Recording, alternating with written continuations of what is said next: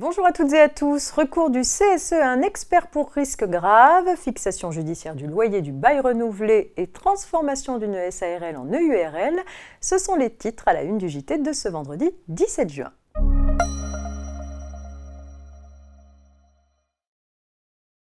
Le Comité social et économique, ou CSE, peut faire appel à un expert habilité en cas de risque grave identifié et actuel, révélé ou non par un accident du travail, une maladie professionnelle ou à caractère professionnel. Il doit s'agir non seulement d'un risque grave, mais d'un risque constaté dans l'établissement.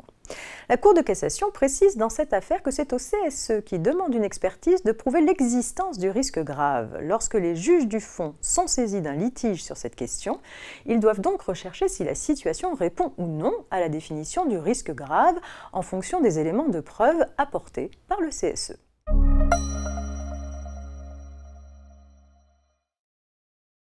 Un bail commercial est renouvelé à la date du 1er janvier 2012 pour un local situé dans un centre commercial.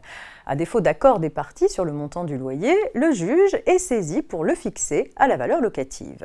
D'après le bailleur, il faut pour cela tenir compte de la rénovation et de l'extension de la galerie marchande qui ont été achevés en novembre 2012. En effet, ces travaux d'amélioration et d'extension étaient connus et certains à la date du renouvellement, de sorte qu'ils ont été déterminants pour les parties dans la décision de renouveler le bail.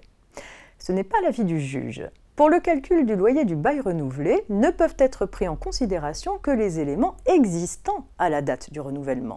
Par conséquent, il est impossible ici pour le bailleur de se prévaloir de l'extension de la galerie marchande intervenue postérieurement au renouvellement.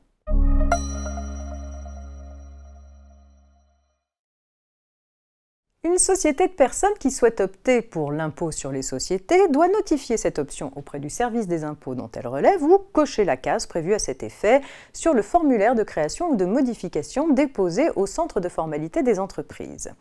L'obligation de respecter ce formalisme connaît toutefois une exception lorsqu'une SARL soumise à l'IS devient une SARL à associé unique par réunion des parts dans les mains d'un unique associé. Dans ce cas, si cette société de personnes décide de demeurer imposée à l'IS, elle doit opter dans les statuts pour l'assujettissement à l'IS et déclarer ses résultats sous le régime de l'IS au titre du premier exercice clos après la réunion des parts dans une même main.